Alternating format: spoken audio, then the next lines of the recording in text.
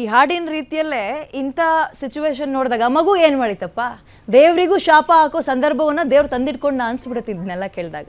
ನಾಗಶ್ರೀ ಅವರೇ, ಮಗು ನೋವು ತಿಂತಾ ಇರ್ಬೋದು, ಬಟ್ ಅದೆಷ್ಟೋ ರಾತ್ರಿ ನಿದ್ರೆಗಳನ್ನು ನೀವು ಬಿಟ್ಟಿರ್ತೀರಿ. ನೋವು ಅಂತಳ, ಅಳ್ತಾಳ? ಮೇಡಮ್ ಅವಳಿಗೆ ಏನು ಗೊತ್ತಾಗ್ತಾ ಇಲ್ಲ, ನೋವು ಗೊತ್ತಾಗಲ್ಲ. ಒಳಗಡೆನೆ ನರಗಳು ಸಾಯ್ತಾ ಬರ್ತಾ ಇದೆ, ಅದು ನೋವಾಗಲ್ಲ. ಅದು ಬೆಳವಣಿಗೆಗೆ ಪರಿಣಾಮ ಬೀರ್ತದೆ ಅಂತ. ನೋವು ಗೊತ್ತಾಗಲ್ಲ. ಸದ್ಯಕ್ಕೆ ಇದುವರೆಗೂ ನೋವು ಗೊತ್ತಾಗಿಲ್ಲ ಅವಳಿಗೆ. ಅಪ್ಪರ್ ಪಾರ್ಟಿಗೆ ಸ್ಪ್ರೆಡ್ ಆಗ್ತಾ ಬಂದ್ರೆ ಮೋಸ್ಟ್ಲಿ ನೋವಾಗ್ಬೋದು. ಕಾಲಿಂದ ಸೊಂಟ ತನಕ ಸ್ಪ್ರೆಡ್ ಆಗಿದೆ. ಈಗ ನೋವು ಏನು ಗೊತ್ತಿಲ್ಲ. ಕಾಲ್ನ ಆಂಟಿ ಗ್ರಾವಿಟಿ ಲಿಫ್ಟ್ ಮಾಡಕ್ ಬರಲ್ಲ, ಮುಂದಕ್ಕೆ ಎತ್ಕೊಳಕ್ ಬರಲ್ಲ, ಉರುಳಬೇಕು. ಇದು ಪರಿಸ್ಥಿತಿ. ನೋವು ಅಂತ ಹೇಳಲ್ಲ. ನಾವು ನಿಲ್ಸಕ್ಕೆ ಪ್ರಯತ್ನ ಮಾಡಿದ್ರೆ ಅಮ್ಮ ಆಗಲ್ಲ ಅಮ್ಮ ನಿಲ್ಲಿಸ್ಬೇಡ ನೋವುತ್ತೆ ಅಂತ ಆಗ ಹೇಳ್ತಾಳೆ. ಭಾರ ಬಿದ್ದಾಗ. ಈಗ ಸಿರಪ್ ಹಾಕಿದ್ಮೇಲೂ ಹಾಗೇನಾ? ಸಿರಪ್ ಹಾಕಿದ್ಮೇಲೆ ಮೇಡಮ್ ಸ್ವಲ್ಪ ಮಟ್ಟಿಗೆ ಇವಳು ಕೂತ್ಕೊಳ್ಳೋದೇ ಕಡಿಮೆ ಮಾಡ್ಬಿಟ್ಟಿದ್ಲು. ಹಿಂಗ್ ಬಿದ್ಬಿಡ್ತಿದ್ಲು. ಬೆನ್ನು ಮೂಳೆಗಳೆಲ್ಲ ಹಿಂಗ್ ಆಗ್ತಾ ಇತ್ತು. Spinal cord. ಹೌದು, ಅದೆಲ್ಲ ಆಗದ್ ಕಡಿಮೆ ಆಗಿದೆ. ಕೂತ್ಕೋತಾಳೆ. ಈಗ ನಾವು ಆರಾಮಾಗಿ ಕೂರ್ಸಿದ್ರೆ ವಿತೌಟ್ ಅಂದ್ರೆ ಎದ್ದು ಕೂರಿಸ್ಬೇಕು. ವಿತೌಟ್ ಸಪೋರ್ಟ್ ಕೂರ್ಸಿದ್ರೆ ಒಂದು ಅರ್ಧ ಗಂಟೆ 1 ಗಂಟೆ ಕಾಲ ಮುಂಚೆ 5 ನಿಮಿಷನೂ ಕೂತ್ಕೊ ಆಗಲ್ಲ ಅಮ್ಮ ಅಂತ ಹಿಂಗ್ ಮಲಗ್ಬಿಡೋಳು. ಸುಸ್ತಾಗ್ತಿತ್ತೋ ನೋವಾಗ್ತಿತ್ತೋ ಆ ಏಜಲ್ಲಿ ಅದಕ್ಕೆ ಹೇಳ್ಕೊಳಕ್ ಬರಲ್ಲ. ಉರುಳ್ಬಿಡೋಳು, ಉರುಳೋಳು. ಈಗ ನಾವು ಏನೇ ಕಾಯಿಲೆ ಇದ್ರು ಯಾಕೆ ಬಂತು ನನ್ನ ಮಗನಿಗೆ ಅಥವಾ ನನ್ನ ಮಗಳಿಗೆ ಅಂತ ಯೋಚನೆ ಮಾಡ್ತೀವಿ. ಅಪ್ಪ ಅಮ್ಮನಿಂದ ಏನಾದರೂ ಬಂತಾ, ಫ್ಯಾಮಿಲಿಯಿಂದ ಬಂತಾ ಅಂತ. ಡಾಕ್ಟರ್ ಏನು ಹೇಳಿದ್ರು ಈ ಕಾಯಿಲೆ ಬಗ್ಗೆ? ಆ್ಯಕ್ಚುಲಿ ಇದು ಒಂದು ಅನುವಂಶಿಕ ಕಾಯಿಲೆ. ಓಕೆ, ಫ್ಯಾಮಿಲಿ ಜೆನೆಟಿಕ್ ಡಿಸಾರ್ಡರ್ ಅಂತಾನೆ ಇದಕ್ಕಿರೋದು. ಬಟ್ ಹೇಗೆ ಬಂತು ನಮಗೆ ಗೊತ್ತಿಲ್ಲ.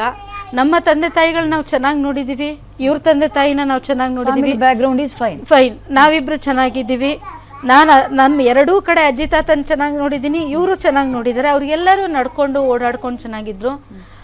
ಡಾಕ್ಟರ್ ಹೇಳಿದ ಪ್ರಕಾರ 4th ಜನರೇಷನ್ ಆದ್ಮೇಲೆ ಕಾಣಿಸ್ಕೊಂಡಿರೋದು. ಯಾರಿಗೆ ಗೊತ್ತು ಯಾರು ಹೆಂಗಿದ್ರು ಅಂತ ನಮ್ಗೇನು ಗೊತ್ತಾಗುತ್ತೆ? ಆ 4 ಜನರೇಷನ್ ಹಿಂದೆ ಈ ರೋಗ ಇದ್ದು ಬದುಕಿದ್ರೋ ಗೊತ್ತಿಲ್ಲ. ಅವಾಗ ಸೈನ್ಸ್ ಮುಂದುವರೆದಿಲ್ಲ, ಮೆಡಿಕಲ್ ಟ್ರೀಟ್ಮೆಂಟ್ಗಳಿಲ್ಲ, ನಮಗೆ ಯಾವುದೇ ಥರದ ಚೆಕಪ್ಗಳಿಲ್ಲ. ನಾನು ಒಂದು ಪ್ರಶ್ನೆ ಕೇಳ್ತೀನಿ. ಈಗ ಏನು ಬಹುದೊಡ್ಡ ಕೋಟಿ ಮೊತ್ತದ ಅದೊಂದು ಟ್ರೀಟ್ಮೆಂಟ್ ಕೊಡಲಿಲ್ಲ ಅಂದರೆ ಏನು ಮುಂದಕ್ಕೆ ಅಂತ ಡಾಕ್ಟರ್ ಹೇಳಿದರು ನಿಮಗೆ? ಆ ಟ್ರೀಟ್ಮೆಂಟು ನಾವೀಗ ಸಿರಪ್ಪು ಕೊಡಲಿಲ್ಲ, ಇದು ಕೊಡಲಿಲ್ಲ ಅಂದರೆ ಪ್ರತಿದಿನವೂ ನರ್ವ್ಗಳಿಗೆ ಪ್ರೋಟೀನ್ ಪ್ರೊಡಕ್ಷನ್ ಆಗಲ್ಲ. ಪ್ರೋಟೀನ್ ಪ್ರೊಡಕ್ಷನ್ ಆಗಲಿಲ್ಲ ಅಂದರೆ ಒಳಗಡೆ ಪ್ರತಿದಿನವೂ ನರ್ವ್ ಡ್ಯಾಮೇಜ್ ಆಗ್ತಾ ಬರುತ್ತೆ. ಪ್ರತಿ ನರನೂ ಡ್ಯಾಮೇಜ್ ಆಗ್ತಾ ಬರುತ್ತೆ. ಬಟ್ ಒಂದು ಈ SMA ಬ್ಯೂಟಿ ಅಂತಲೇ ಹೇಳ್ಬೋದು, till the date of death ಬ್ರೈನಿಗೆ ಡ್ಯಾಮೇಜ್ ಆಗಲ್ಲ ಮಗುಗೆ.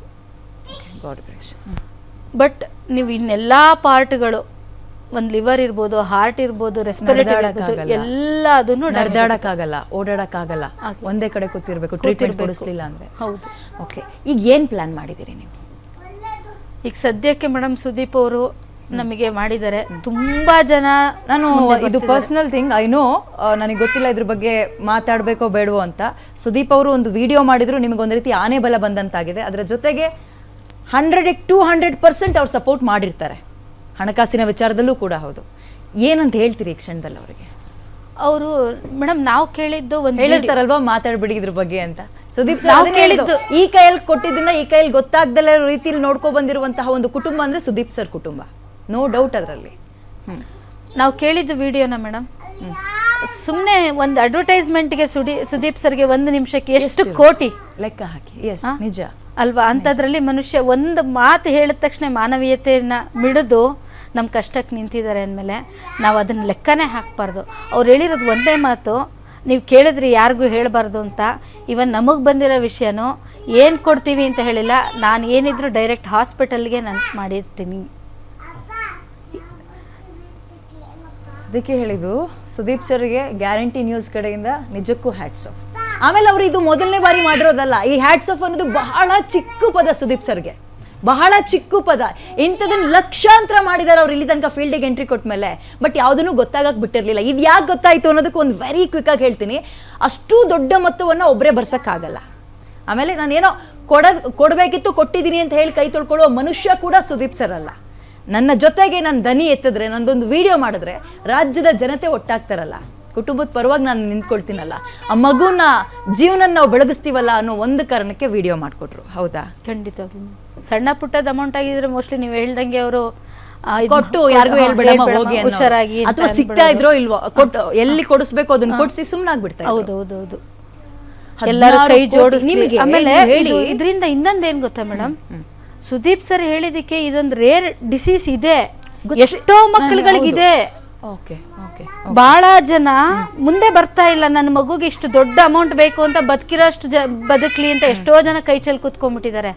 ಈಗ ನನ್ನ ಮಗುಗಿದೆ ಅಂದಾಗ ಮುಂದೆ ಇನ್ನೊಬ್ರಿಗೂ ಹೆಲ್ಪ್ ಆಯ್ತು, ಯಾರೋ ಜನತೆ ಕೈ ಹಿಡಿತಾರೆ, ನಾವೊಂದು ಪ್ರಯತ್ನವನ್ನ ಮಾಡ್ಬೋದು ಅನ್ನುವಂತಹದ್ದು ಬೇರೆ ಒಂದು ತಂದೆ ತಾಯಿ. ಡಾಕ್ಟರ್ ಏನ್ ಹೇಳಿದ್ರು, ಇದು ಎಷ್ಟು ಜನರಲ್ಲಿ ಎಂತದ್ದು ಒಂದು ಕಾಯಿಲೆ ಮಗು? ಅದು ರೇರ್ ಜೆನೆಟಿಕ್ ಡಿಸಾರ್ಡರ್ ಅಂದ್ರೆ ಒಂದು 15,000 20,000 ಒಬ್ರಿಗೆ ಬರೋದು ಅಂತ ಹೇಳ್ತಾರೆ. ಬಟ್ ರೇರ್ ಜೆನೆಟಿಕ್ಸ್ ಅಲ್ಲ. ಬಟ್ SME ಅನ್ನೋದು ಬರಬೇಕು ಅಂದರೆ ಲಕ್ಷಾಂತರ ಜನಕ್ಕೆ ಒಬ್ರಿಗೆ ಮೇಡಮ್, ಪರ್ಟಿಕ್ಯುಲರ್ ಆಗಿ SME ಅಂತ. ಸಿರಪ್ ಎಲ್ಲ ಎಲ್ಲಿ ತಗೊಳ್ತಾ ಇದ್ರಿ? Hospital medical? ಇಲ್ಲ, ಅದು ಸಾಮಾನ್ಯವಾಗಿ ನಾವು ಮಾತ್ರೆ ಸಿರಪ್ ಸಿಗಂಗೆ ಮೆಡಿಕಲ್ ಸ್ಟೋರಲ್ಲಿ ಸಿಗಲ್ಲ. ಲಕ್ಷಾಂತರ ರೂಪಾಯಿ ಅಂದ್ರೆ ನಾವು ಡಾಕ್ಟರ್ಸ್ ಪ್ರಿಸ್ಕ್ರಿಪ್ಷನ್ ಪ್ರತಿಯೊಂದನ್ನು ಮೇಲ್ ಮಾಡಬೇಕು, ಕೊಟೇಶನ್ ತರಿಸ್ಕೋಬೇಕು, RTGS ಮೂಲಕ ಹಣವನ್ನು ಸಂದಾಯ ಮಾಡಬೇಕು. ಆ ನಂತರ ಸ್ವಿಟ್ಜರ್ಲ್ಯಾಂಡಿಂದ ನಮಗೆ ಮುಂಬೈಗೆ ಬರುತ್ತೆ, ಮುಂಬೈಯಿಂದ ಬೆಂಗಳೂರಿಗೆ ಬರುತ್ತೆ, ಬೆಂಗಳೂರಿಂದ ಮೈಸೂರಿಗೆ ಡೆಲಿವರಿ. ನೀವು ಇದನ್ನ ಫಸ್ಟ್ ಬ್ಯಾಕಪ್ ಇಟ್ಕೊಂಡಿರ್ಬೇಕು. ನನ್ನ ಮನೇಲಿ ಒಂದು ಡೋಲೋ ಸಿಗಿದೆ 650 ಯಾವುದೊಂದು ಮಾತ್ರೆ ಖಾಲಿ ಆಗಿದೆ, ಮೆಡಿಕಲ್ಗೆ ಹೋಗಿ ತರ್ತೀನಿ ಅನ್ನೋಂಗಲ್ಲ ಇದು. ನಾವು 15 ದಿನದ ಮುಂಚೆ ಅವ್ರಿಗೆ ಮೇಲ್ ಮಾಡಬೇಕು, ಖಾಲಿ ಆಗ್ತಾಯಿದೆ. ಅವರು ಟ್ರ್ಯಾಕಿಂಗಲ್ಲಿ ಇರ್ತಾರೆ, ಮಗುಗೆ ಇಷ್ಟು ದಿನಕ್ಕೆ ಮುಗಿಯತ್ತೆ ಅಂತ. ನಾವು ಮತ್ತೆ ಅವ್ರಿಗೆ ರಿಪೀಟ್ ಮೆಸೇಜ್ ಹಾಕಬೇಕು, ಸಿರಪ್ ಖಾಲಿ ಆಗ್ತಾಯಿದೆ, ನಮಗೆ ಸಿರಪ್ ಬೇಕು ಅಂತ. ಅವ್ರು ಕೊಟೇಶನ್ ಕಳಿಸ್ತಾರೆ, ಅದನ್ನ ಮತ್ತೆ ಡಾಕ್ಟರ್ ಪ್ರಿಸ್ಕ್ರಿಪ್ಷನ್ ತೊಗೋಬೇಕು. ನಾವು ತೊಗೊಂಡು ನಾವು ಹಣವನ್ನು ಹೊಂದಿಸ್ಕೊಂಡು ಅದನ್ನು ಬ್ಯಾಂಕ್ ಮೂಲಕ RTGS ಮಾಡಿ ಅಲ್ಲಿಗೆ ತಲುಪಿದ ಮೇಲೆ ಅಲ್ಲಿಂದ ಬರುವಂಥದ್ದು ನಮಗೆ ಸ್ವಿಟ್ಜರ್ಲ್ಯಾಂಡಿಂದ. ಇದ್ರ ಜೊತೆಗೆ ಇನ್ನೊಂದು ಹೇಳ್ತಾ ಇದ್ದೀನಿ, ಇನ್ನೊಂದು ಅನ್ನೋದಕ್ಕಿಂತ ಮತ್ತೊಮ್ಮೆ ಹೇಳ್ತಾ ಇದ್ದೀನಿ, ಈ ಕಾರ್ಯಕ್ರಮದ ಉದ್ದೇಶ ನಾವೆಲ್ಲರೂ ಒಟ್ಟಾಗಿ ಕುಟುಂಬದ ಪರವಾಗಿ ನಿಂತ್ಕೊಳ್ಬೇಕು ಅಂತ. ಏನೇನಕ್ಕೋ ಟೈಮ್ ಕೊಡ್ತೀವಿ ನಾವು, ಏನೇನಕ್ಕೋ ಅದು ಯಾವುದೋ ಈಗ ಟ್ರೆಂಡ್ ಬಂದಿದೆಯಲ್ಲ, ಗಿಬ್ಲಿ ಮತ್ತೊಂದು ಮಗದೊಂದು ಅಂತ. ಅದೆಲ್ಲದರ ಜೊತೆಗೆ ಇದೊಂದು ಸ್ಕ್ಯಾನರ್ ಕೋಡ್ನೋ ಅಥವಾ ಅಕೌಂಟ್ ನಂಬರ್ನೋ ನಿಮ್ಮ ಸ್ಟೇಟಸಲ್ಲಿ ಒಂದು ಅರ್ಧ ಗಂಟೆ ಇಡಿ ಸಾಕು, ಬರೀ ಅರ್ಧ ಗಂಟೆ ಸಾಕು. ಅದರ ಜೊತೆಗೆ ನೀವು ಕೂಡ ಅದಕ್ಕೆ ರೆಸ್ಪಾಂಡ್ ಮಾಡಿ. ಆ ಕುಟುಂಬದ ನಂದಾದೀಪ ಬೆಳಗತ್ತೆ. ಎಲ್ಲೆಲ್ಲೋ ಕಳಿತೀವಿ, ಯಾವ್ಯಾವ ಕೆಲವೊಂದು ಕಚಡ ಕೆಲಸಗಳಿಗೂ ಹಣವನ್ನು ವೇಸ್ಟ್ ಮಾಡಿಬಿಡ್ತೀವಿ, ವ್ಯರ್ಥ ಮಾಡಿದ್ದೀವಿ ನಮ್ಮ ಮೋಜು ಮಸ್ತಿಗೋಸ್ಕರ. ಮೋಜು ಮಸ್ತಿ ಸೈಡ್ಗಿಟಿ ಅಂತ ಹೇಳ್ತಾ ಇಲ್ಲ, ನೀವು ಹಾಕೋ 100-200 ರೂಪಾಯಿ ಕೂಡ ಆ ಮಗುವನ್ನು ಹೇಳಿದ್ನಲ್ಲ, ಮಗುವಿನ ಆರೋಗ್ಯಕ್ಕೆ ಬೆಳವಣಿಗೆಗೆ ಸಹಾಯಕಾರಿಯಾಗುತ್ತೆ. ಬರೀ ನಾವು ಹೇಳಿ ಮಾತ್ರ ಸೀಮಿತ ಆಗೋದಿಲ್ಲ. ಗ್ಯಾರಂಟಿ ನ್ಯೂಸ್ ಅನ್ನೋದಕ್ಕಿಂತ ಈ ನ್ಯೂಸ್ನಲ್ಲಿ ನಾನು ಕೆಲಸ ಮಾಡ್ಕೊಂಡಿದ್ದೀನಿ, ನಾನು ನನ್ನ ಕೈಲಾದ ಸಹಾಯವನ್ನು ನಾನು ಮಾಡ್ತೀನಿ. ಆ ಸ್ಕ್ರೀನ್ಶಾಟ್ನ ನಿಮಗೂ ಕಳಿಸ್ತೀನಿ. ದಯವಿಟ್ಟು ನೀವು ಕೂಡ ಆ ಸ್ಕ್ಯಾನರ್ನ ನಂಬರ್ನ ನಿಮ್ಮ ಸ್ಟೇಟಸ್ಗಳಲ್ಲಿ ಹಾಕ್ಕೊಳ್ಳಿ, ಸೋಷಿಯಲ್ ಮೀಡಿಯಾದಲ್ಲಿ ಹಾಕ್ಕೊಳ್ಳಿ. ಎಷ್ಟು ಸಹಾಯ ಆಗುತ್ತೋ ಅಷ್ಟು ಮಾಡೋಣ. ಇವತ್ತು ನಾವು ಆ ಮಗುವಿನ ಪರವಾಗಿ ನಿಂತ್ಕೊಂಡ್ರೆ, ಒಂದು ಕೈಯಿಂದ ಸಹಾಯ ಮಾಡಿದ್ರೆ 10 ಕೈಗಳು ನಮ್ಮನ್ನು ಕಾಯುತ್ತೆ, ನೋ ಡೌಟ್. ಅದರಲ್ಲಿ ಎಲ್ಲ ಧರ್ಮನೂ ಹೇಳೋದೇ, ನಾನು ಹಿಂದೂ ಧರ್ಮ ಅಥವಾ ಇನ್ನೊಂದು ಧರ್ಮ ಅಲ್ಲ, ಎಲ್ಲ ಧರ್ಮನೂ ಅಷ್ಟೇ. ನೀನು ಕೊಟ್ಟು ನೋಡು, ಅದರಿಂದ ಸಿಗೋ ಖುಷಿ ಬೇರೆ ಅಂತ. ಅದೆಲ್ಲವನ್ನು ನಾವು ಇವತ್ತು ಪಾಲಿಸುವ ಸಂದರ್ಭ ಬಂದಿದೆ. ಆ ಮಗುನ ನೋಡ್ತಾ ಇದ್ರಿ ನೀವು, ಯಾರಿಗೆ ತಾನೇ ಹೇಳೋಕ್ಕಾಗುತ್ತೆ ಆ ಮಗುಗೆ ಅಂತ ಒಂದು ಕಾಯಿಲೆ ಇದೆ, ಸಮಸ್ಯೆ ಇದೆ ಅಂತ. ನಾನು ಪದೇ ಹೇಳ್ತಾ ಇದ್ದೀನಿ, ಕಾಯಿಲೆ ಅಂತ ಪದ ಬಳಸೋಕ್ಕೆ ನನಗೆ ಇಷ್ಟನೇ ಇಲ್ಲ, ಸಮಸ್ಯೆ ಇದೆ ಅಂತ. ಕೀರ್ತನ, ನೀನು ಹಾಡು ಹೇಳ್ತಾ ಇದ್ದೆ ಅಲ್ವಾ? ಹೇಳು ಇನ್ನೊಂದ್ಸಲ. ಓಕೆ, ಚಪ್ಪಾಳೆ ಹೊಡಿಬೇಕಂತ ಹೊಡಿರಪ್ಪ. ಯಾವ್ದು ಹೇಳ್ತೀಯಾ? ಯಾವ ಹಾಡು ಹೇಳ್ತೀಯಾ? ಕಾಣದಂತೆ ಮಾಯವಾದನು ಕೇಳಿದ್ದೆ ನಾನು ಅಲ್ವಾ? ಹೇಳು ಹೇಳು.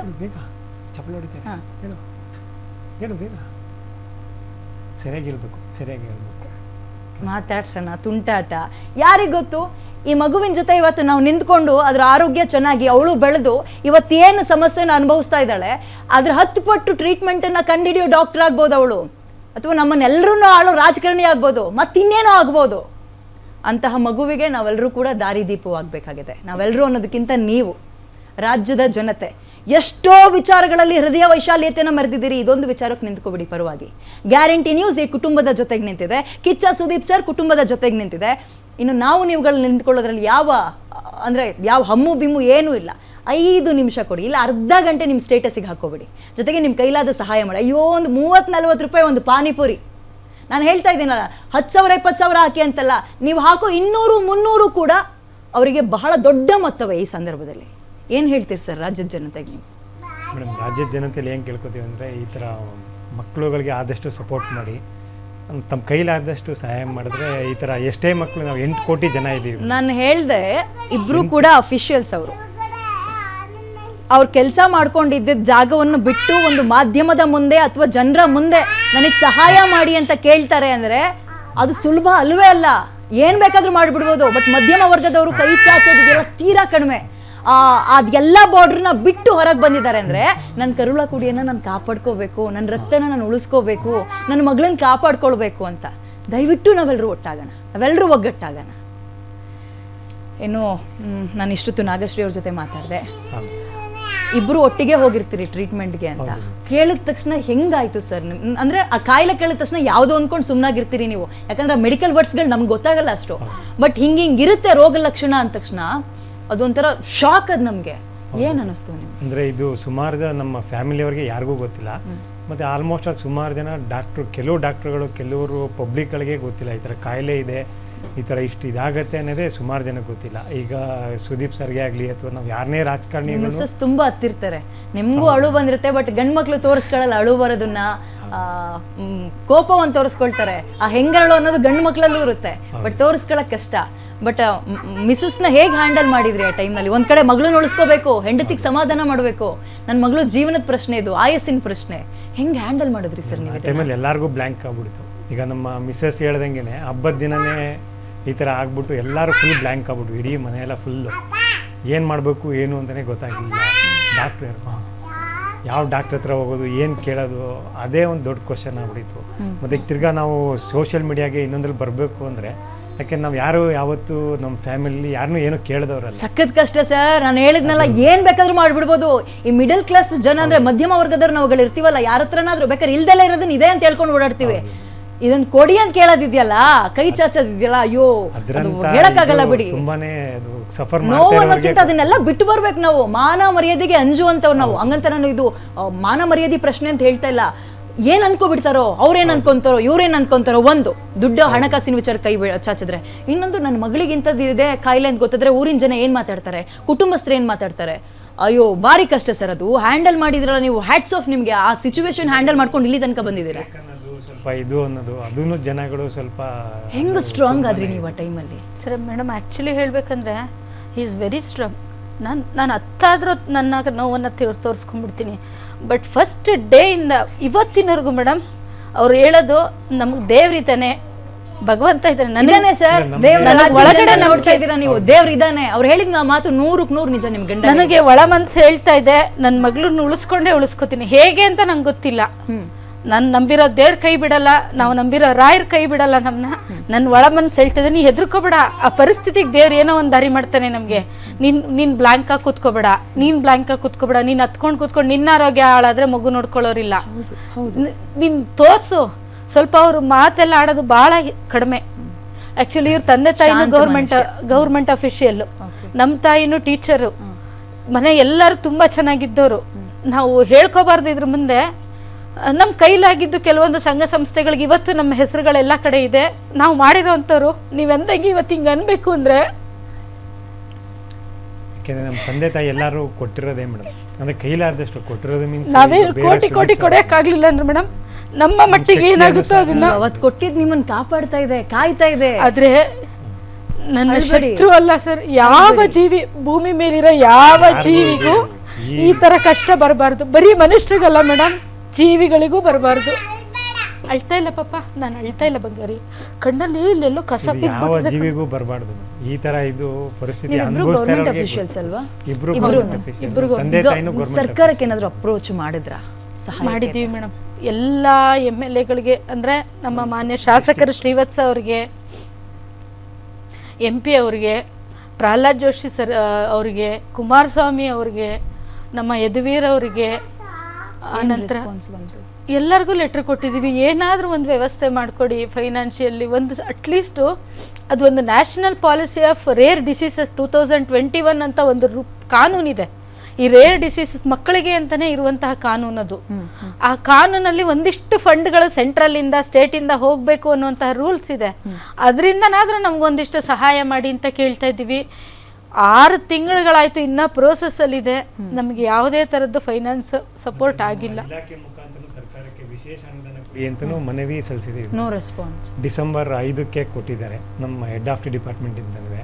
ಆದರೆ ಫೈನಾನ್ಷಿಯಲಿ ತುಂಬ 16 ಕೋಟಿ ಆದ್ದರಿಂದ CM ಸಾಹೇಬ್ರನ್ನೂ ಭೇಟಿ ಮಾಡಿದ್ವಿ. ದಿನೇಶ್ ಗುಂಡೂರಾವ್ ನಮ್ಮ ಅದೃಷ್ಟಕ್ಕೆ CM ಮನೇಲೇ ಸಿಕ್ಕಿದ್ರು, ಇಬ್ಬರು ಅಲ್ಲೇ ಇದ್ದರು.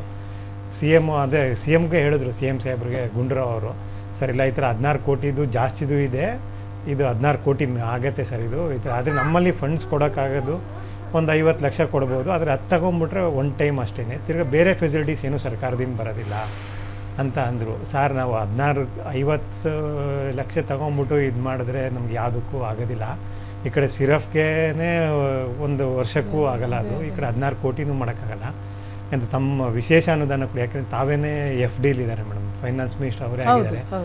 ಅದರಿಂದ ತಮ್ಮ ಹತ್ರಕ್ಕೇ ನಾನು ಸುಮಾರು ವಿಧಾನಸೌಧ ಅದೆಲ್ಲ ಅವರು ಯಾರ್ಯಾರು ಏನು ಹೇಳಿದ್ರೆ ಎಲ್ಲ ಕೇಳ್ಕೊಂಬಂದಿನಿ. ಮತ್ತು ನಮ್ಮ MLA ex-MLA ಸೋಮಶೇಖರ್ ಅವರು ಕರ್ಕೊಂಡೋಗಿದ್ರು, ಪಾಪ ನಮ್ಮ ಮಿಸ್ಸಸ್ನು ಕರ್ಕೊಂಡೋಗಿ ಏನಾರು CM ರಿಲೀಫ್ ಫಂಡಲ್ಲಿ ಏನಾದ್ರು ಬರತ್ತಾ ಅಂತ ವಿಧಾನಸೌಧ ನಾವು ಅವತ್ತೇ ಫಸ್ಟ್ ನೋಡಿದ್ದು ಒಳಗಡೆ. ಅವ್ರು ಕರ್ಕೊಂಡೋಗಿ CM ರಿಲೀಫ್ ಫಂಡಲ್ಲೂ ವಿಚಾರ ಮಾಡಿಸಿದ್ರು. ಗೋಪಾಲ್ ಅಂತ ಸೆಂಟ್ರಲ್ ಜಾಯಿಂಟ್ ಸೆಕ್ರೆಟರಿ ಇದ್ದಾರೆ, ಅವರು ಇವರು ಇಬ್ಬರು ಬೋತ್ ಕಪಲಿಂದ ನಮ್ಮಲ್ಲಿ ರಿಲೀಫ್ ಫಂಡ್ ಏನೂ ಕೊಡೋಕ್ಕೆ ಬರಲ್ಲ ಸರ್ ಅಂತ ಹೇಳಿದ್ರು ಅವರು. ಹಂಗೂ ಇದಾಗ್ದೇ ನಮ್ಮ MLA HD ಕೋಟೆ MLA ಅವ್ರೂ CM ಸಾಹೇಬ್ರ ಹತ್ರ ಬೆಳಗಾಂ ಅಧಿವೇಶನದಲ್ಲೂ ಮಾತಾಡಿದ್ದೀವಿ ಅಂತಂದರು. ಎಲ್ಲ ಕಡೆ ಮಾತಾಡಿದ್ದಾರೆ ಸರ್. ಯಾರಾದರೂ ಪರ್ಸ್ನಲ್ ಆಗಿ ಬಂದು ಹಿಂಗೆ ಅಂತ ಸಹಾಯ ಮಾಡಿದ್ರೆ ಸರ್? ಮೇಡಮ್ ಇನ್ನೂ ಯಾವುದೂ ಆಗಿಲ್ಲ ಮೇಡಮ್. ಆದರೆ CM ಸಾಹೇಬರು ಭರವಸೆ ಅಂತೂ ಕೊಟ್ಟರು ಮೇಡಮ್. ಅವ್ರ ಮನೆಗೆ ಹೋಗಿ ಭೇಟಿ ಮಾಡಿದಾಗ ಯಾವ್ದಾದ್ರು ಚಾರಿಟೇಬಲ್ ಟ್ರಸ್ಟಿಂದ ಕೊಡಿಸ್ಕೊಡೋಣ ಅಂತ ಮಗು ಅವರು ಕಾರ್ ಹತ್ತುವಾಗ್ಲೂ ನೋಡ್ಬಿಟ್ಟು ಅವರೇ ಬಾಯಿ ಬಿಟ್ಟು ಹೇಳ್ಬಿಟ್ಟೋದು. 2ನೇ ಸತಿ ಮನೆ ಒಳಗೆ ಭೇಟಿ ಮಾಡಿದಾಗಲೂ ಹೇಳಿದ್ರು ಏನಾದ್ರು ಕೊಡಿಸ್ತೀನಿ ಅಂತ. ಮತ್ತು ಇದು ಕಾರ್ ಹತ್ತುವಾಗ್ಲೂ ಹೇಳ್ಬೋದು. ಏನು ಸರ್ ಜನಪ್ರತಿನಿಧಿಗಳು 224 ಜನಕ್ಕೂ ಹೇಳ್ತಾ ಇದ್ದೀನಿ, 29 ಜನ MLA MP ಗಳಿಗೂ ಹೇಳ್ತಾ ಇದ್ದೀನಿ, 28 ಜನಕ್ಕೆ ಏನು ಮಾಡಬೇಕು? ಜನರ ಮುಂದೆ ನಾವು ಹೋಗಿ ಕೇಳ್ತಾ ಇದ್ದೀವಿ, ನಿಮ್ಗಳಿಗೆ ಕೊಡೋ ಶಕ್ತಿನೂ ದೇವ್ರು ಕೊಡಲಿಲ್ವಾ? ಮಾತಾಡ್ತೀನಿ ಇದ್ರ ಬಗ್ಗೆ. 16 ಕೋಟಿಯ ಒಂದು ಟ್ರೀಟ್ಮೆಂಟ್ ಈ ಮಗುಗೆ ಬೇಕಾಗಿದೆ. ರಾಜಕಾರಣಿಗಳಿಗೆ ಕೊಟ್ಟರೆ ಕೊಡಲಿ, ಬಿಟ್ಟರೆ ಬಿಡಲಿ, ನಾವು ನೀವು ಕೈ ಬಿಡೋದು ಬೇಡ, ರಾಜ್ಯದ ಜನತೆ ಕೈ ಬಿಡೋದು ಬೇಡ. ನಾವು ಕೈ ಒಟ್ಟಾಗಿ ನಿಂತ್ಕೊಂಡ್ರೆ ಆ ಮಗುವಿನ ಭವಿಷ್ಯ ಬಂಗಾರವಾಗುತ್ತೆ. ಗ್ಯಾರಂಟಿ ನ್ಯೂಸ್, ಸುದ್ದಿ ಖಚಿತ, ನ್ಯಾಯ ನಿಶ್ಚಿತ.